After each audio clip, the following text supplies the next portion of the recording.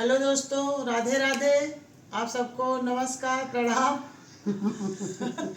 और आज एक प्यारा सा नाच का गीत गाने जा रहे हैं। बहुत प्यारा गीत है, बहुत पुराना है लेकिन बहुत अच्छा है। कमेंट करके बताना कैसा लग रहा है और पूरा गाना देखना। राधे राधे, धन्यवाद। पायल की घुंघरू बाजे पिया, पायल की घुंघरू बाजे पिया, पायल की घुंघरू बाजे पिया, पायल की घुंघरू बाजे पिया।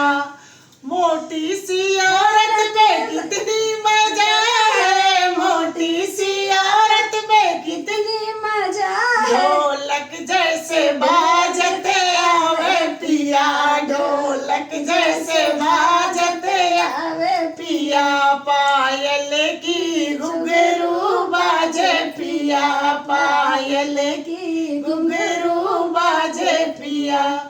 पतली सी औरत में कितनी मजा है, पतली सी औरत में कितनी मजा है। नागिन जैसे हो, नागिन जैसे लचकते आवे पिया, नागिन जैसे लचकते आवे पिया, पायल की घुंघरू बाजे पिया, पायल की घुंघरू बाजे पिया।